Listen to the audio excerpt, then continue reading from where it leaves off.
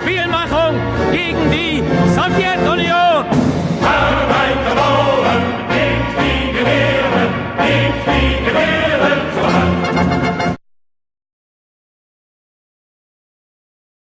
Guten Tag, comrades. Ich bin Kaname Sasaki, and today I'll be talking to the non-Marxist on why you should be a communist. First off, let's answer that question. Why should you be a communist? That's because capitalism ruins lives and destroys entire cultures. For example, there are many uncontacted tribes in the Amazonian rainforest who sit upon massive amounts of oil and live in forests which are wanted so they can be cut for grazing cattle. Now, the capitalists don't leave these people alone and head elsewhere. They cut the forest down, destroy habitat, the tribes' homes, often creating oil spills and poisoning the water, increasing the effects of climate change from burning oil and killing many tribesmen from disease or direct violence. One great example of this, well, not so great, is what happened to the Ankatsu tribe in Brazil. In the past, the Ankatsu lived in a forest, living like most other hunter-gatherers. But soon, the cattle ranchers came, needing to make more profit. They destroyed the tribe's land, bulldozed their homes, and massacred the entire tribe, men, women, and children.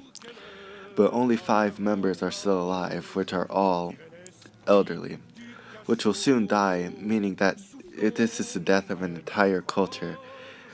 Mind you, this happened fairly recently, in 1995.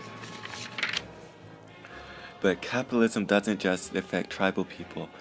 It affects people in the third and the first world. One example is Africa.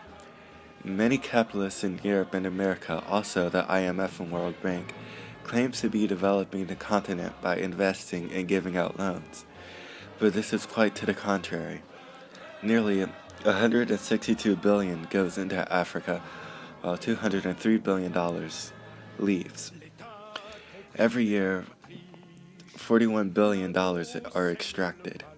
This is due to debt repayments, multinational corporations, illegal fishing, poaching, and logging. The capitalists do this to extract as much wealth as possible, as to slow down the falling rate of profit.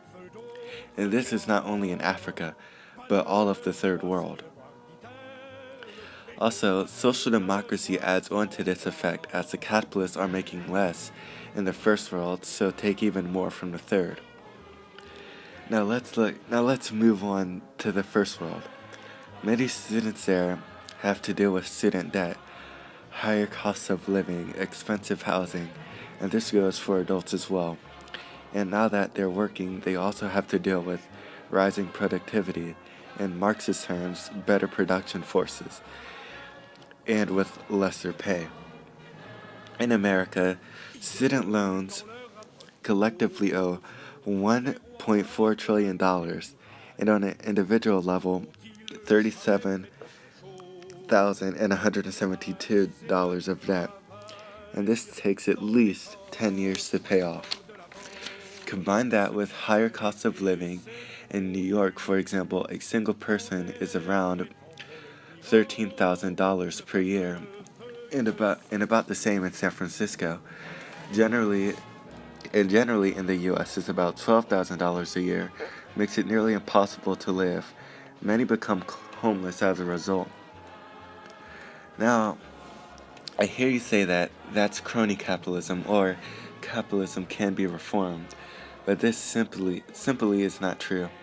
For example, many liberals and conservatives want to stop the wars, but due to the falling rate of profit, capital needs to expand, causing imperialism, which is economic domination of a country. This also causes destruction of habitat and climate change.